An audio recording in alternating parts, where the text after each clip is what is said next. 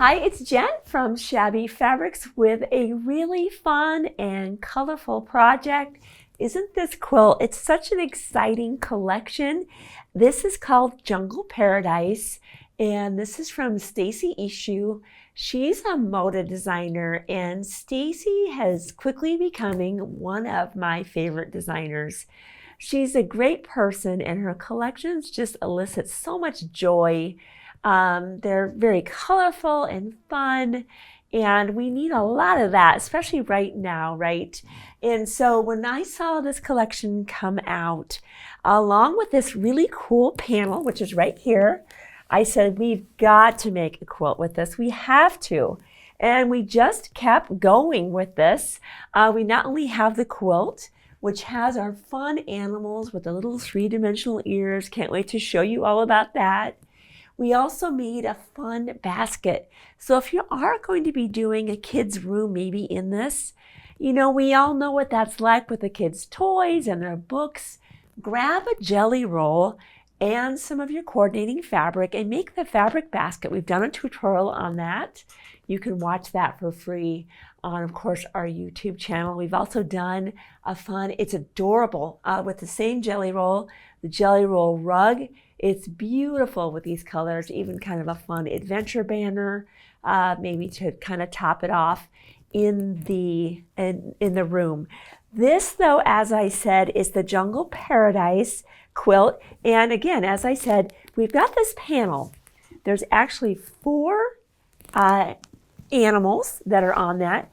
3 are on the front of the quilt, and 1 is on the back.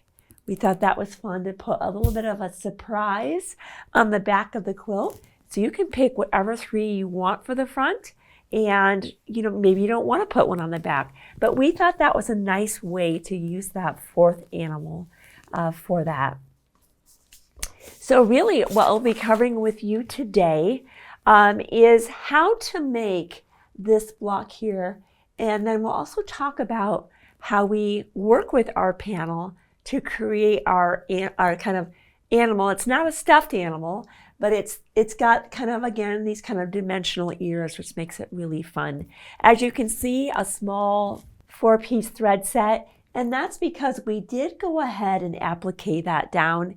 You are going to see that thread on the top of your animal, so that's why that's there. And of course, this quilt would not be complete without a coordinating backing from the same collection, and that's what's here. So really, really fun. All right, we're gonna get started. Let me move that up here. And you know, I love these quilts that come along, these collections actually, that are very specifically themed. It's really fun to dive into a specific design that's that jungle safari look. Again, really made me smile when I saw the fabrics. So our pattern will guide us into, this is what I want to show you where we're going. This is what the block is going to look like before we trim that down. So the first thing that we'll be doing is cutting our rectangles to our pattern size. And I believe those are 1 3/4, no, 1 7/8 by 3 3/4. Kind of some specific measurements. Here's something I want to point out. As soon as I start realizing there's some very precise piecing, I'm like, all right, where's the fresh blade and the rotary cutter? You've probably heard me talk about that. It's one of the areas that I used to forget to change my blade until I would get kind of some lousy cuts. Maybe they weren't as crisp and clean. So be sure to grab that fresh blade and add sizing. I love, that's a great option anytime I'm doing precise piecing.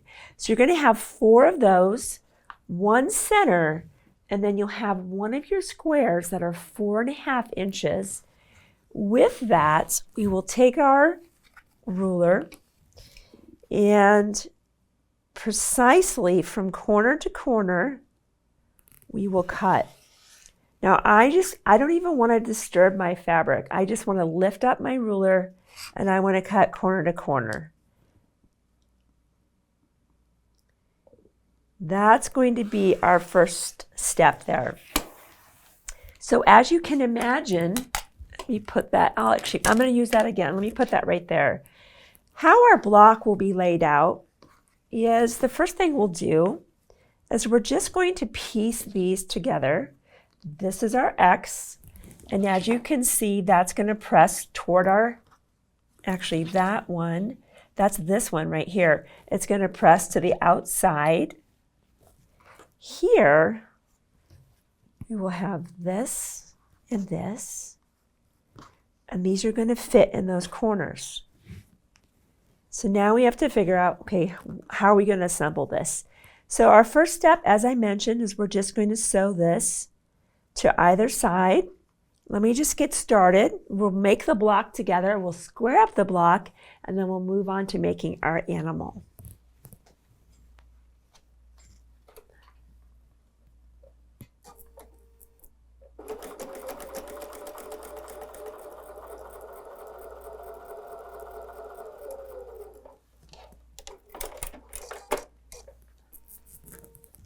Okay, let's get that iron warming up.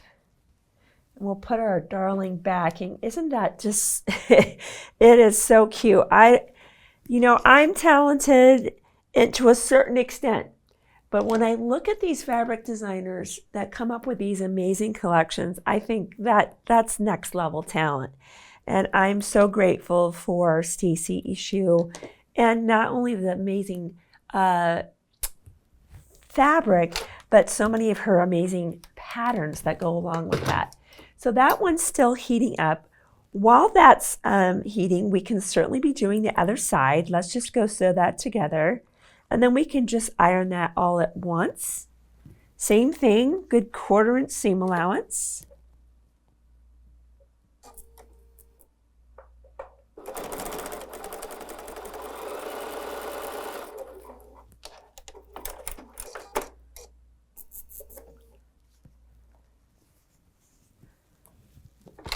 Press away,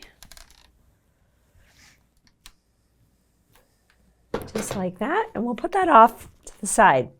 So now you can see that we'll simply place this right side together, and we can really do that over on that side as well. And let's go sew that together.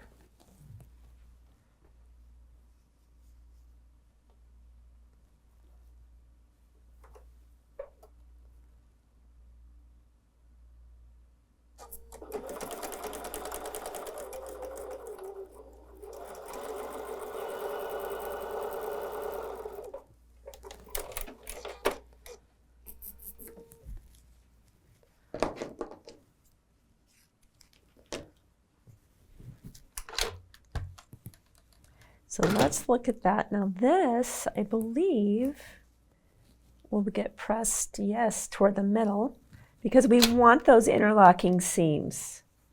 So this one will get pressed toward the middle. You know, it doesn't really matter if this gets pressed inward and the other one's pressed outward or the opposite. Whatever you choose, you just want to have interlocking seams. That's all we're trying to achieve here. And the same on this other one, pressing toward our middle.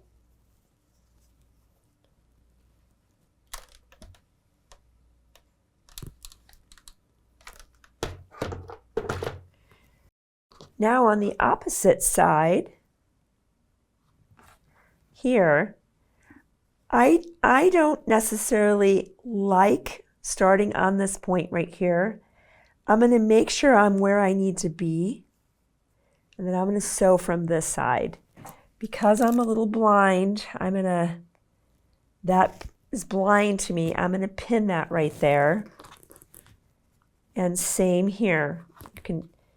You could, if you wanted to. What I'm explaining is I generally don't like starting with this tip like that because my machine wants to typically roll that over. That's why I would flip that. But because I can't see that anymore, I can't see if that's diving inward as I'm sewing, I will put a pin there just to make sure nothing is moving. All right, let's go sew those.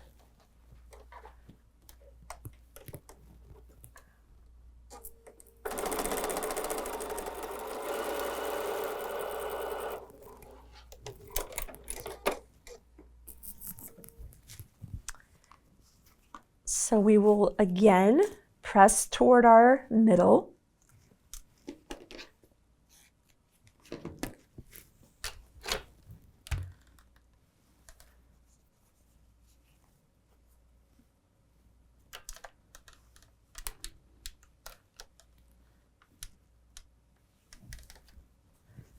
And there's our first portion.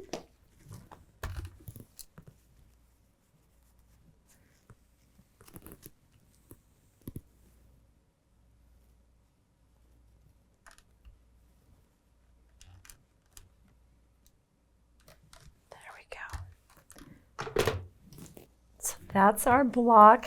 It looks so funny. It will obviously be trimmed down so you can see that interlocking seam, how one seam is moving left, the other seam is moving right. This is why we will now pin here first. We're going to pin in those specific places. Let me trim some of that thread away so you can see that better. Right like that. And I can feel those kind of lock in.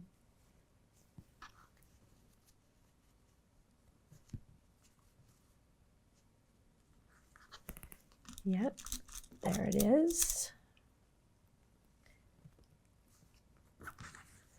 One down here, one down here.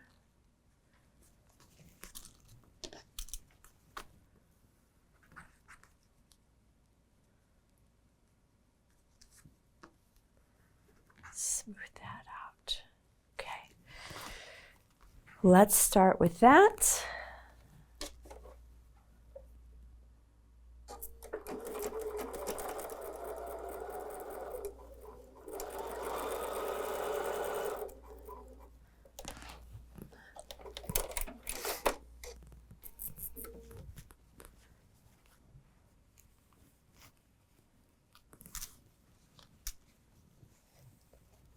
Let's see how we did that. In the very end, it looks like we did press toward the middle there. I think that's kind of, could be your kind of discretion if you even wanted to press that open, as you prefer.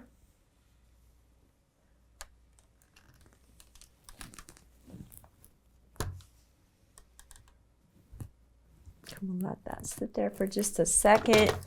And comes your outer one, same as we saw, again, pinning here and here, here and here, sewing and pressing toward the middle to have this block here. So same idea. So once you have this, our pattern will guide us into, this is where we are right now. Now you need to trim your block to 5.5 inches. So 5.5 divided by 2 is going to be 2 3/4 inches. This is where I'm grabbing for this ruler here. So I know that when I'm over here on this side, I've got 2 1/4, and 1 more quarter extra to the left is 2 3/4. So this line right here is the line that I am going to be lining up both here and here, that it's traveling through those two locations. And I'll just press down. I'm only going to be trimming one side at a time. And once I start trimming, I don't want to move my fabric. Again, why I'm using a spinning mat right now. So I will, again, acquire my 2.5 and then move 1 notch over to my 2 3/4. The reason I think I'm so careful about reassessing, I have inadvertently missed that and squared up one side of my block to one measurement and the other ones I got off. So I tend to be very careful and deliberate. And you remember, this is the side that we lined up. So this is a good confirmation that I have my white line passing here, and I'm lined up here. So we're very square to our block.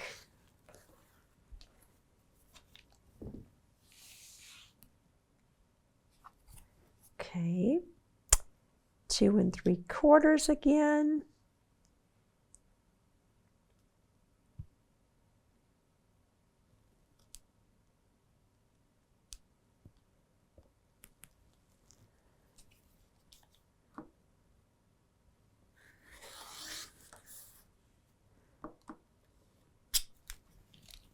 And one last time. Really here, let's look at this. Now, if I go to 5 1/2, that's really, that's right, it's gotta be. I'm just gonna go there because I've gotta have this be at 5 1/2. There's no question about that.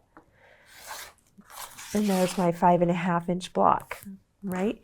And that's, you're just simply gonna make 4 of those to kind of complete that unit right there. Really simple block, looks complicated, but you can see there's just not much really to it. A beginner could easily be successful doing that. And of course I use some things to assist me, which I usually find if I can do all those steps, it helps me get a really accurate block. Now you can decide which of your panels do you want to have on the front of your quilt. So let's just take a look at our panel. Move some of this out of the way that we won't be using anymore. And I think they did such a nice job on the panel. Great instructions are included here if you wanted to make a stuffed animal. That's really what she created this panel for. So maybe, here's an idea, you have the 3 animals on the top, and instead of adding the one to the back, maybe that 4th one is a stuffed animal. So that's just an idea as well. If that's what you want to do, those instructions are included right here. Nice clean registration. They have some marks, they're kind of points that help you get everything lined up just so. How we did ours, we've got our little tiger here. I don't know if that's a tiger or a lion. What are they the same? Let's see here. What do we have? What do you consider this? A tiger or a lion? I don't even know how you actually tell the difference. Hey, if you don't know how to tell the difference between a lion and a tiger, please put that in the comments, because in this moment, I don't know, but I do know he's cute. And that's one of the ones that we chose. And they did, went so far as to make these adorable little ears. So out of your panel, let's look at our little tiger. Let's look at those ears. So you'll just cut everything out. Let me turn that around so you're seeing that. And they do such a good job of giving you the example of, let me smooth that out so you can see that nice and clear. So you can see that once you create your ears, how they're folded in when you sew everything together. So be sure to, you don't need to add the 1/4 inch. You don't want to add the 1/4 inch seam allowance. You're cutting right on that dashed line. And that's what we've done. And we sewed our 1/4 inch around. And as you can see right here, we clipped in quite deeply so that we got a nice precise curve. And I'm going to use my point turner to help me turn that through right there. You know what, I think I'll do also that I think might help reduce some of the bulk is even in the sections that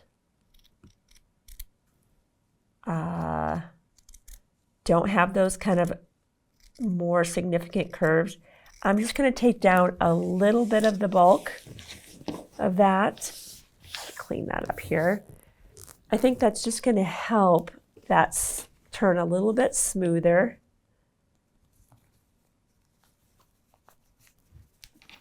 And then this part of our point turner, I'm going to use actually both of those elements, I think, to turn that through. Get that just as smooth as we can. And then let's press that out.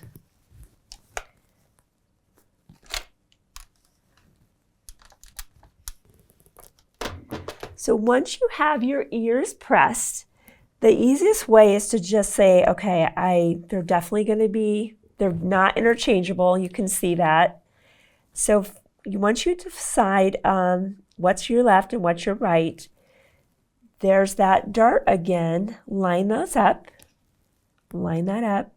And it's great to just take another confirmation as you look at this image here to make sure this is kind of what we're looking at right now, and that looks good to me. I'm going to base those into position. I don't want those moving as I am sewing the two halves together. We're just going to do a quick 1/8 inch stitch just so I have less to manage a little bit later on here.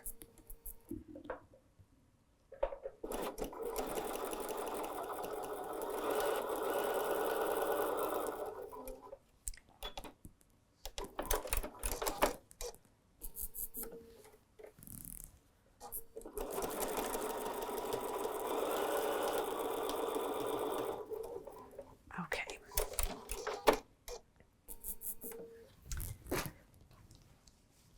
Now, one of the things that's really nice about this project, and that is that behind here, you don't have to leave a side open for turning and then whip stitch that later.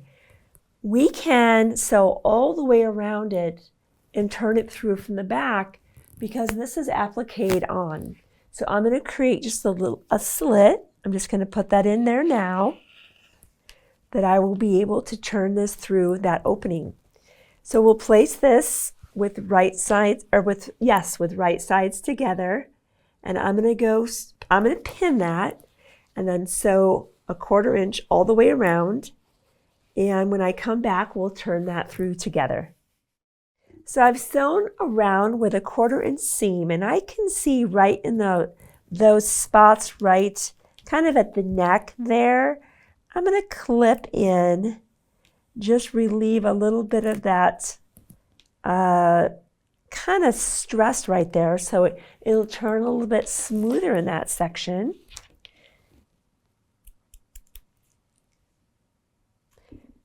You know, if you feel inclined to snip across the top, you know, that's really kind of your discretion. I think what we'll do is kind of get going. I think you could always snip in plenty. It's not going to hurt anything, that's for sure. And hey, you can always turn it right side through, and if you don't like what you're seeing, turn it right back out and maybe do some additional snipping. So let's turn it through our opening. And again, our point turner will come in handy to get everything smoothed out.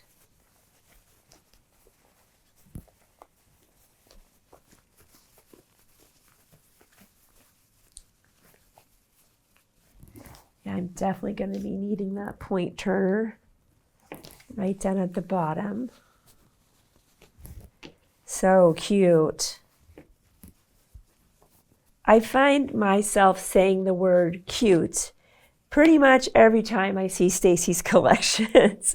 I think that's a common adjective that I use.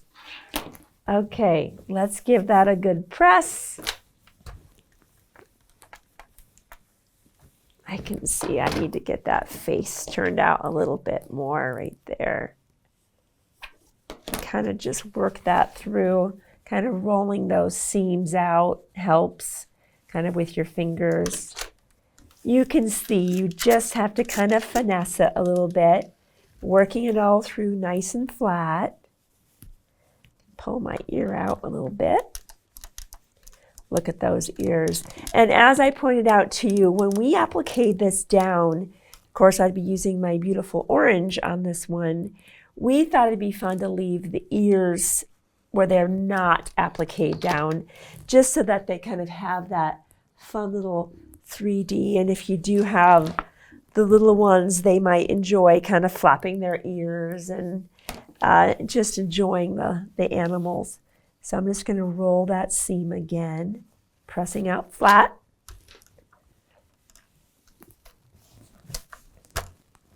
Oh, just adorable. Just adorable. Okay. And then, you know, we, as you can see here, we just simply put those in position. I've got the little monkey here. We could do that one too. You can just put that in position, and you know, you can either, if you felt inclined to put a little bit of fusible, we didn't do that. We just kind of pinned around, and then we just sewed around that with, of course, our coordinating thread. And how fun is that? So this is a collection that comes around just now and again. And thanks again to Stacy for designing that. And we had a lot of fun, as you can see, with the quilt and the other projects here, and more on the website. So be sure to check that out. Grab your kit, grab that backing. I'll see you soon on another Shabby video.